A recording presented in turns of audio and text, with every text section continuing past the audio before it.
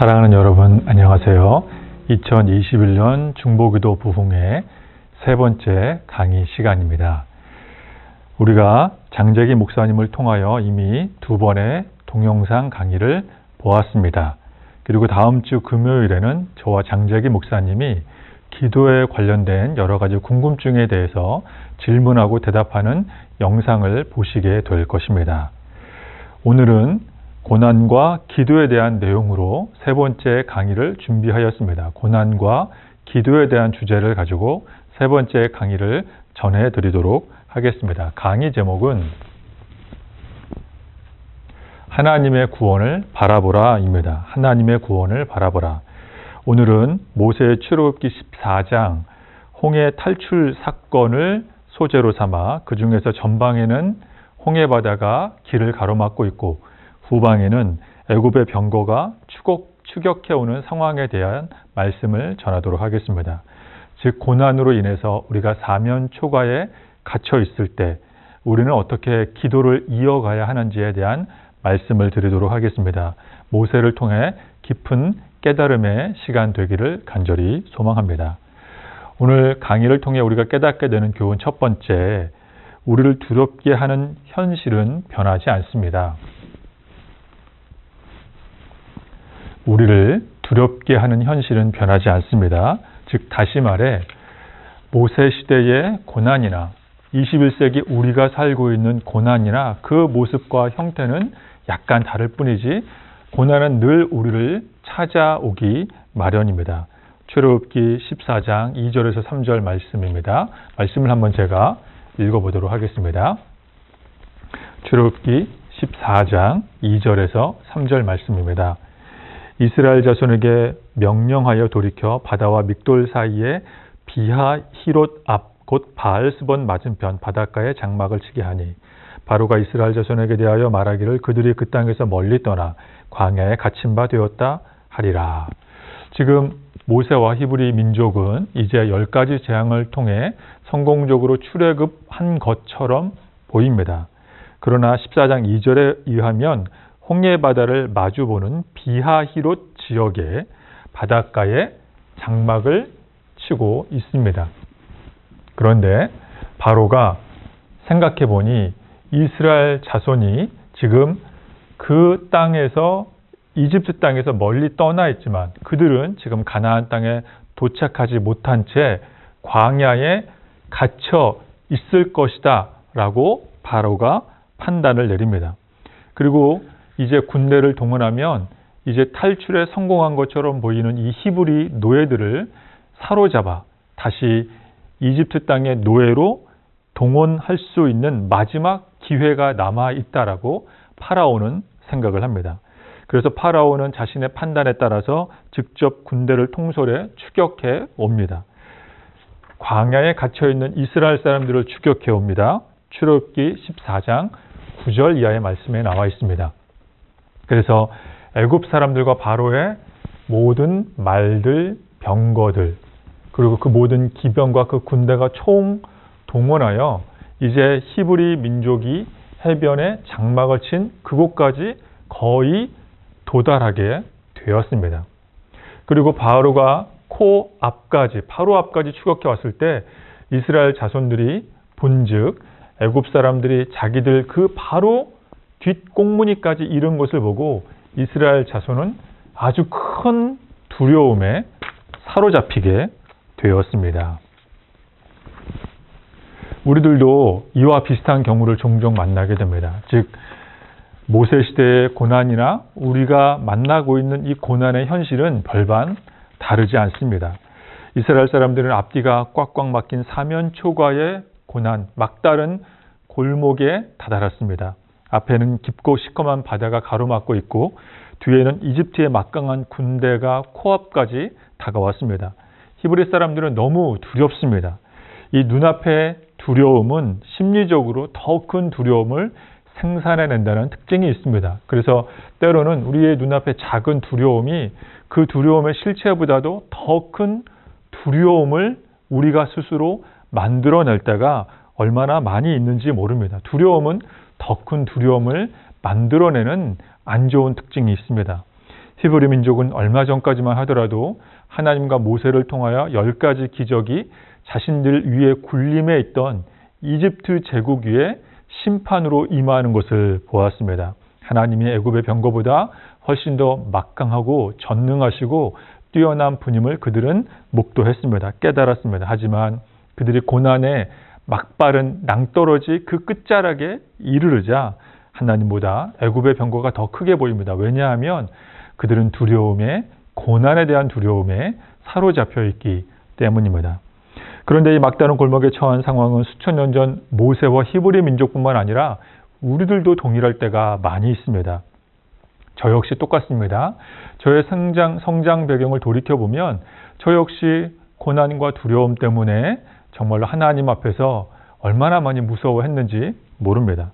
제 아버지가 제가 20살 때 병원으로 쓰러지신 이후에 어머니는 이 생계를 유지하기 위해서 동네의 작은 가게, 작은 슈퍼마켓을 운영하신 적이 있었습니다. 어느 정도 자리를 기반을 잡게 되자 저희 그 가게에 세를 주었던 집주인이 저희에게 저희 가정을 보고 나가라고 하였습니다. 계약 기간이 남아있지만 나가라고 하였습니다. 요즘 같은 경우에는 세입자가 보호를 받는 여러 가지 법적 조치가 잘 되어 있지만 한 30여 년 전에는 그렇지 못했습니다. 또 저는 대학생 때 어려운 경제 형편으로 인하여서 갖가지 일과 아르바이트를 학업과 함께 병행할 때가 많이 있었습니다. 한 번은 어떤 아르바이트를 하였는데 사장님이 가게 사정이 좋지 않아서 아르바이트비를 주지 않겠다, 못 주겠다라고 말한 적이 있었습니다. 그래서 저는 이런 아르바이트비를 받지 못할 것에 대한 두려움, 때로는 우리 가정을, 생계를 유지하던 그 작은 구멍가게가 집주인으로부터 쫓겨났을 때 그런 두려움들, 마치 모세가 앞에는 홍해바다, 뒤에는 애굽의 병거가 쫓아오는 것과 같은 그런 현실의 두려움을 저는 종종 겪곤 하였습니다. 그런 고난과 두려움은 교회 안에서도 역시, 교회 사역 중에서도 역시 마찬가지로 종종 겪어보았습니다. 지금 히브리 민족은 머리부터 발끝까지 두려움에 사로잡혀 있습니다. 그들은 두려운 나머지 11절, 12절에 보면 모세에게 해서는 안 되는 말, 심지어 선을 넘어서 해서는 안 되는 말까지 거침없이 내뱉고 있습니다. 11절 이하의 말씀을 보면 히브리 민족은 모세에게 이런 말을 하고 있습니다. 그들이 또 모세에게 이르되 애굽에 매장지가 없어서 당신, 모세를 말합니다. 당신이 우리를 이끌어내어 이 광야에서 죽게 하느냐. 사실 모세는 80세까지 미디안 땅에서 평안하고 고즈넉하게 이름 없는 목동으로 평안하게 살고 있었습니다. 그런 모세를 불러낸 것은 히브리 민족입니다. 히브리 민족은 파라오를 비롯한 이집트 사람들의 압제와 폭행에 못 이겨 하나님께 이 고난을 끝내달라고 간절히 기도하였고 그 기도의 응답으로 광야에서 평안히 살고 있는 모세가 부름받게 된 것입니다. 그런데 그들의 기도했던 것들은 까맣게 잊어버린 채 이제 거꾸로 히브리 민족이 모세에게 이런 이야기를 합니다. 당신이 우리를 이끌어내었다. 광야에서 죽게 한다. 그렇지 않습니다. 광야에서 이끌어내 달라고 기도한 것은 바로 히브리 민족이었습니다. 그들은 고난을 만나게 되자 상황을 거꾸로 거짓말이 마치 진실인 것처럼 말하고 있습니다. 12절 말씀에도 보면 우리가 애굽에서 당신에게 이른 말이 이것이 아니냐? 우리를 내버려 두라. 우리가 애굽 사람을 섬길 것이다. 그들은 애굽 사람을 섬기기를 원하지 않았습니다.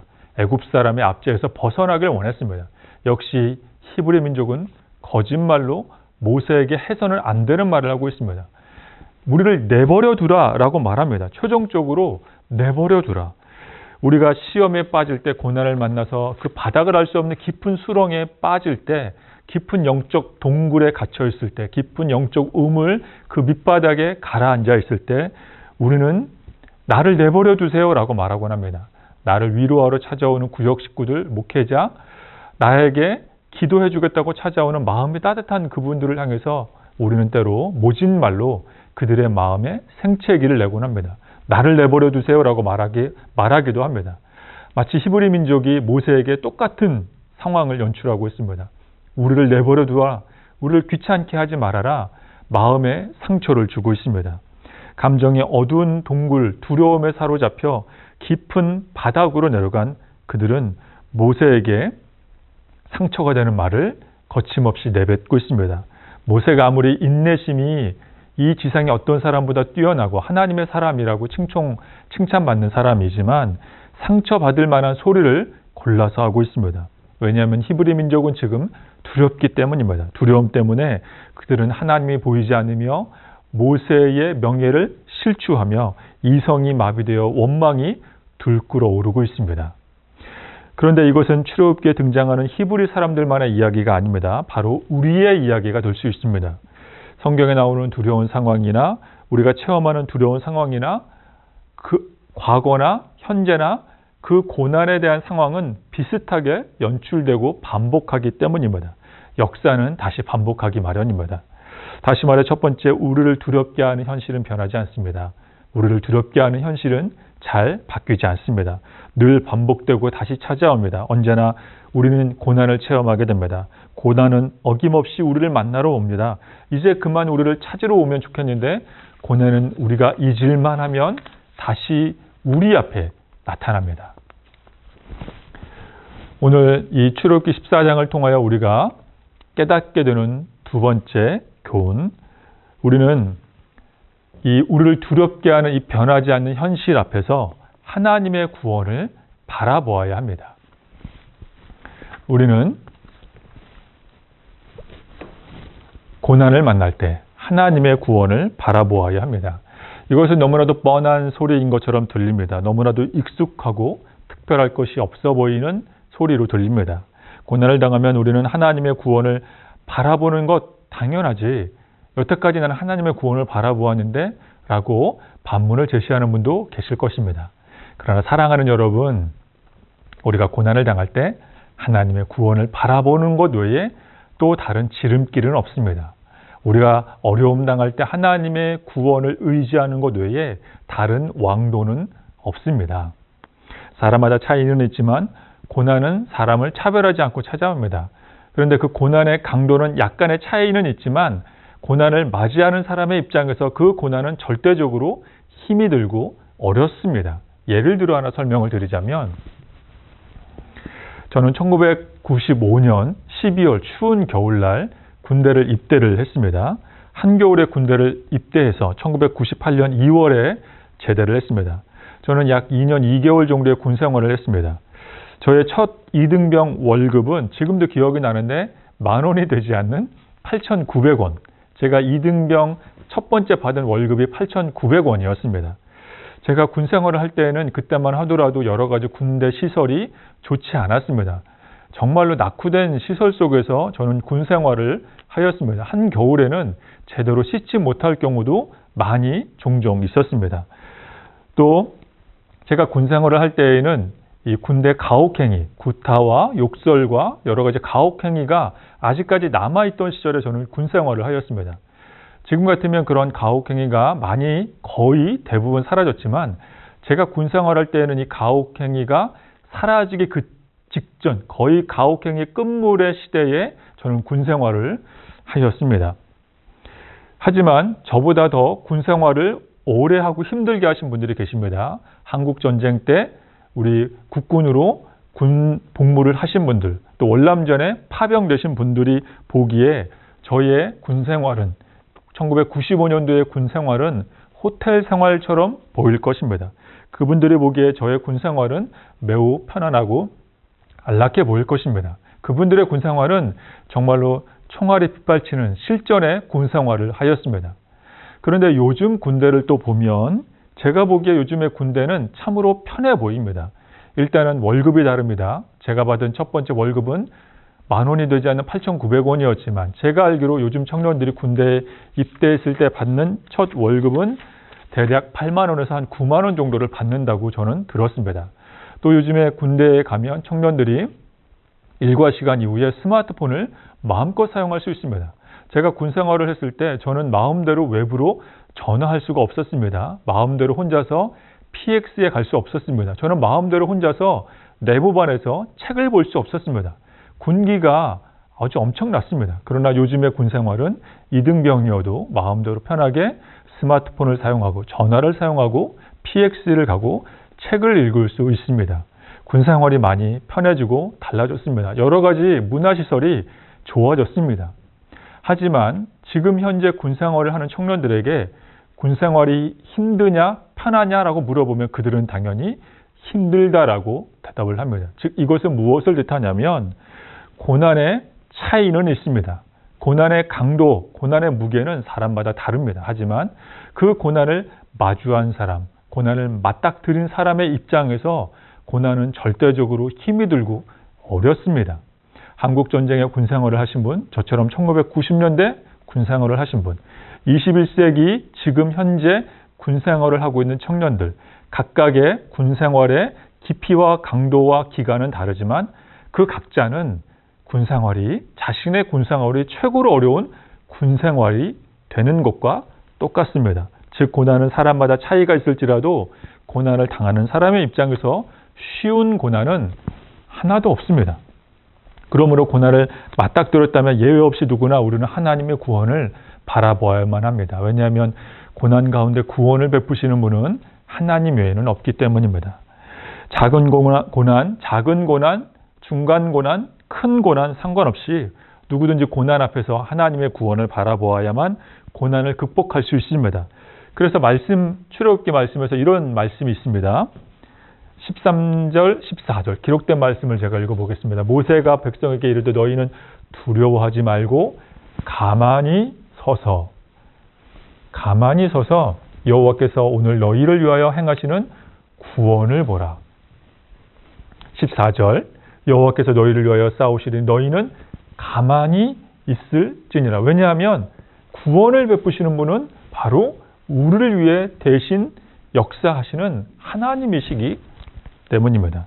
여기서 가만히 있는다라고 하는 것은 우리는 뒷짐진 채 포기하거나 물러나라는 것이 아닙니다.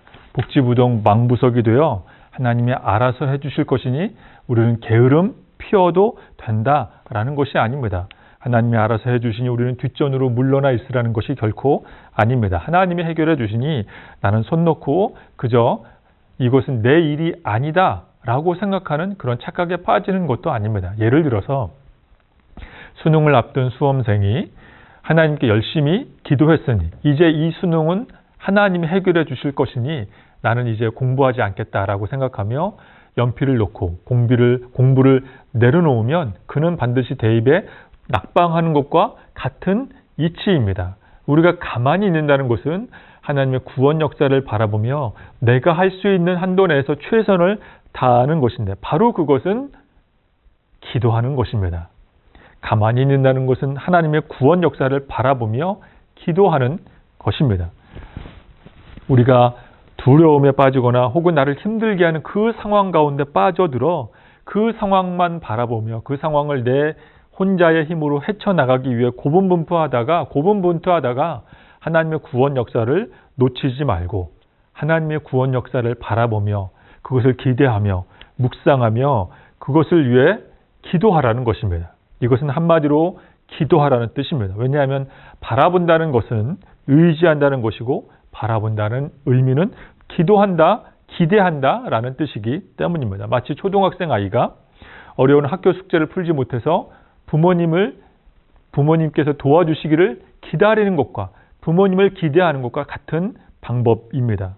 마치 어린이집을 다니는 아이가 어려운 만들기 수업을 할 때 이것을 만들지 못해서 고사리 손으로 힘들어할 때 선생님이 도와주시기를 기다리며 바라보는 것과 똑같은 것입니다. 목회자가 도와주기를 기다리고 바라보며 선생님이 부모님이 도와주기를 기다리며 바라본다는 것은 즉 우리가 전능하신 하나님께 기도한다는 것입니다. 우리 인생에서 어려운 일 당할 때 있습니다. 어려운 일 당할 때 의지하는 내주를 더욱 의지합니다. 세월 지나갈수록 의지할 분 오직 한 분뿐일세.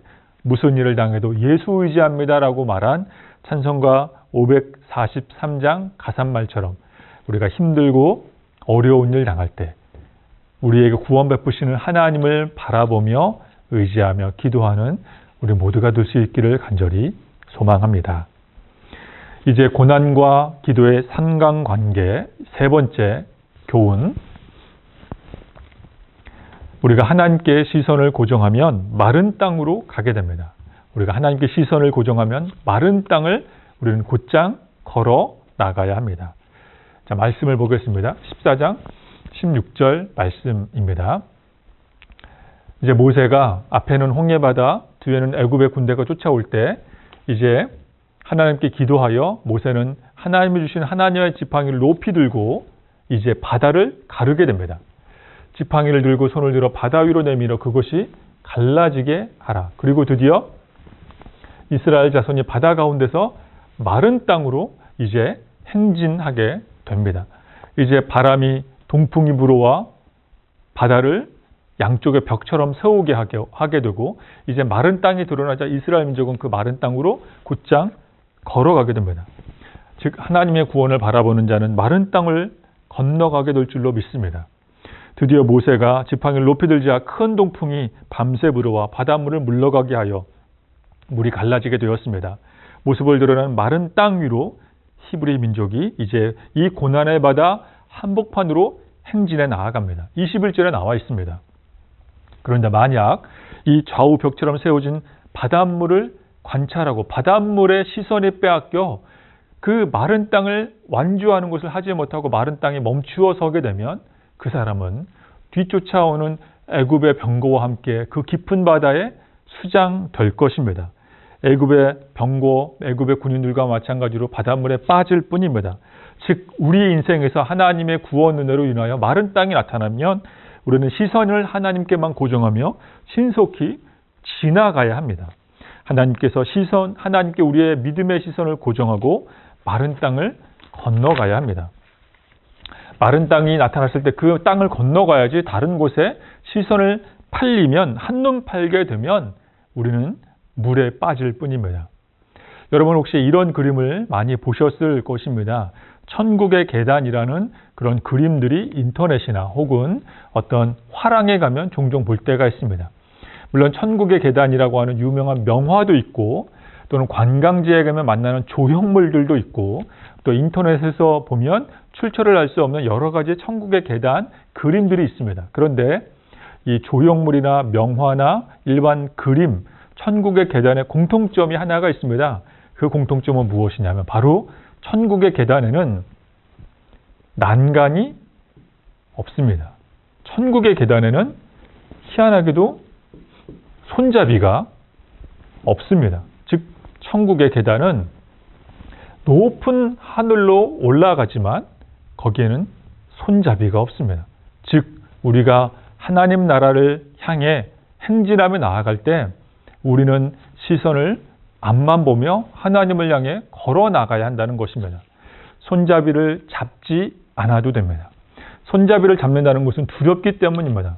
손잡이를 잡을 필요 없이 또 계단을 바라보다가 그 높은 그곳을 향하여 우리가 현기증을 느낄 필요 없이 천국의 계단을 향해 하나님 나라를 향해 걸어 나가는 저와 여러분은 시선을 하나님께만 고정하며 앞으로 걸어 나가야 합니다.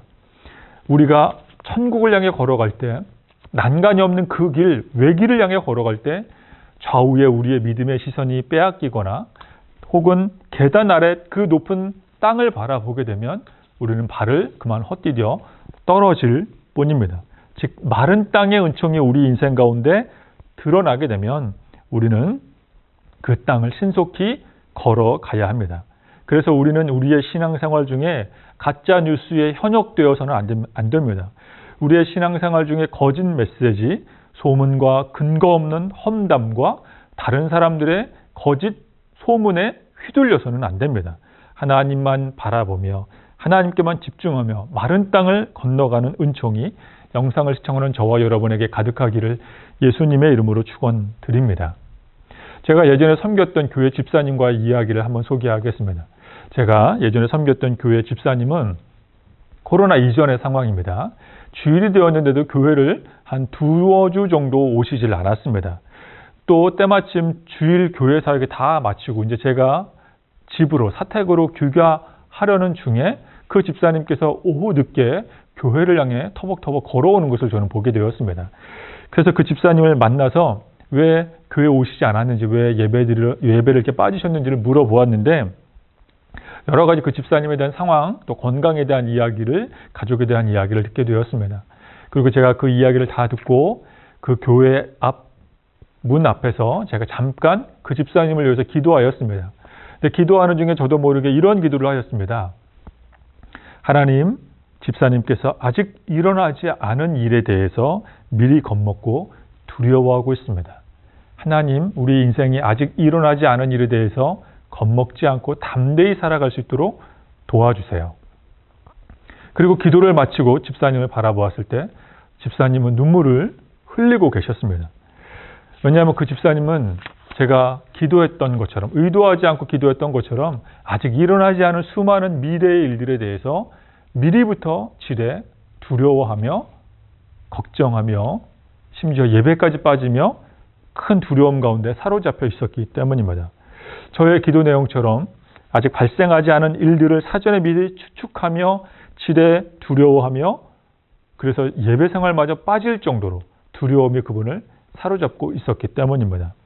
마치 홍해바다 앞에 히브리 민족처럼 두려움은 또 다른 두려움을 낳기 마련입니다.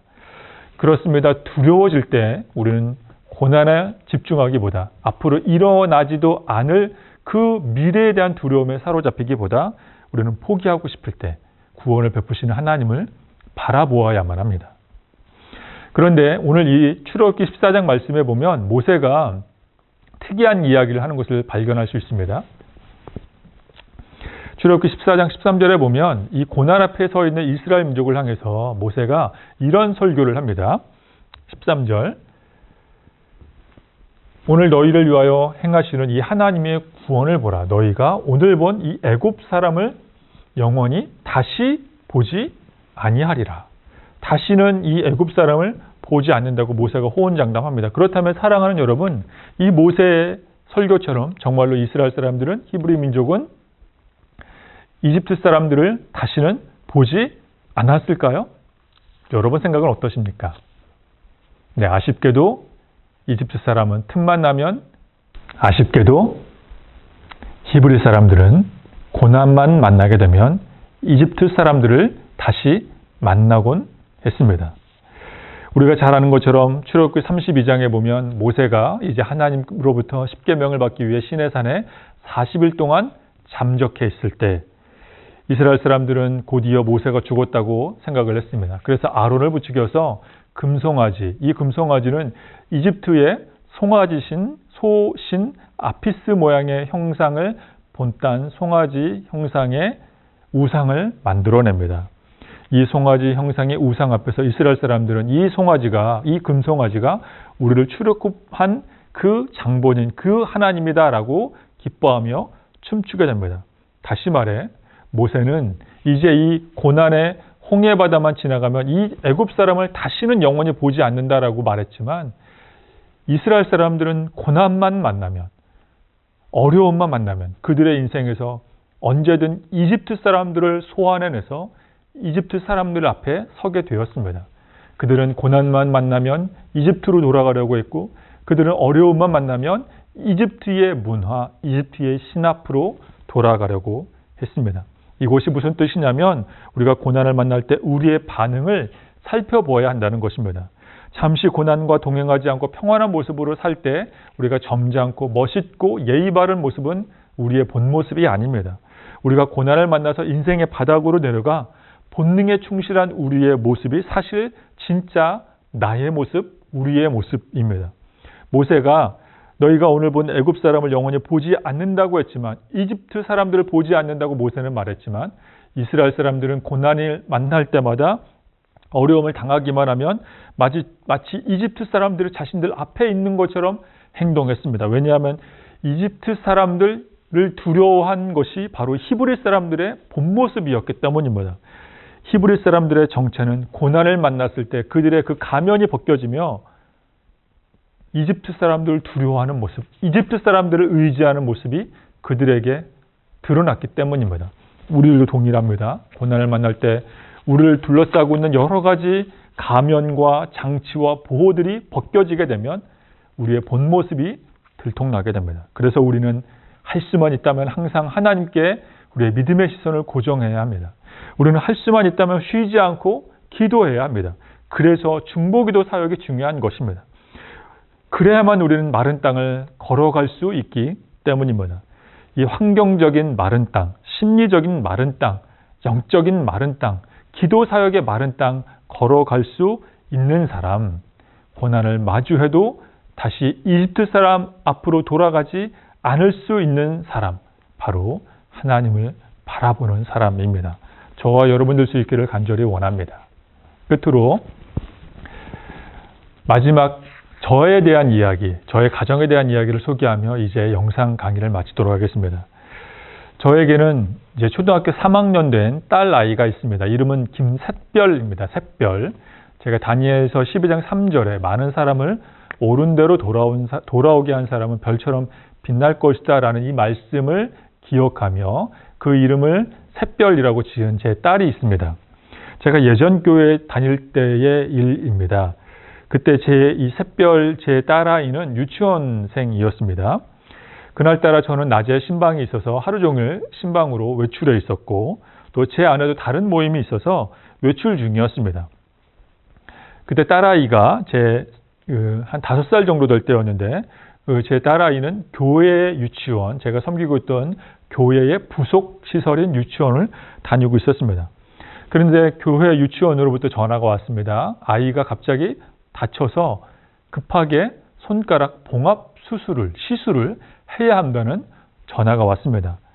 엄지손가락을 한 4-5바늘 정도를 꼬매야 하는데 이 4-5바늘만 꼬매야 하다 보니 마취를 할 필요는 없고 그냥 아이의 그 생사를, 유치원 다니는 5살짜리 여자아이의 생사를 꿰매야 한다는 전화를 받았습니다. 아쉽게도 저는 신방 중이었고 제 아내도 부재 중이었습니다. 그래서 제 딸아이는 선생님과 함께 이제 병원에 가서 이 손가락을, 이 찢어진 부분을 시술을 하게 되었습니다. 왜 아이가 다쳤냐면 유치원에서 여러분 화면에 보시는 것처럼 종이를 이 노란색 서류 봉투 철에 있는 요 쇠로 된 부분에 종이를 끼는 것을 이제 하게 되었다고 합니다.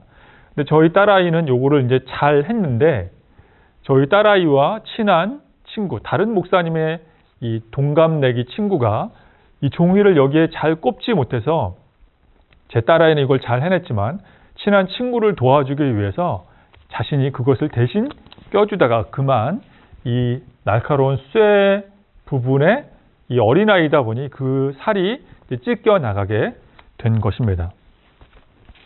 그래서 아이는 엄마 아빠도 없는 채 제 딸아이는 선생님과 함께 병원에 가서 마취하지 않은 채 이 엄지손가락을 한 4바늘에서 한 5바늘 정도를 꼬매게 되었습니다. 지금은 보면 손가락에 흉터가 남지 않을 정도로 잘 아물었습니다. 흉터가 보이지도 않습니다. 그리고 이제 제 아내가 이제 일과를 마치고 유치원에 소식을 듣고 이제 빨리 가서 저희 아이를 이제 만나러 갔는데 저희 딸아이는 엄마 아빠가 없는 상태에서 혼자서 마취도 없이 수술을 받다 보니 울어서 울음을 참는다고 참았지만 울어서 얼굴에 실핏줄이 다 터진 상태였습니다. 하지만 제 아이가 또 제 아내에게 저에게 아빠인 저에게 이런 이야기를 합니다. 아빠, 엄마, 저는 아팠지만 엄마가 올 줄 알았기 때문에 아프지 않았어요. 아팠습니다. 네, 물론 아파서 아이가 이 바늘로 손가락을 꿰맬 때 아파서 울었습니다. 그래서 얼굴에 실핏줄이 다 터질 정도였습니다. 아팠지만 엄마가 올 줄로 알았기 때문에 아프지 않았다라고 이야기를 합니다. 즉 우리의 인생도 마찬가지입니다. 우리의 인생도 잘 살펴보면 누구나 예외 없이 고난을 만나게 됩니다.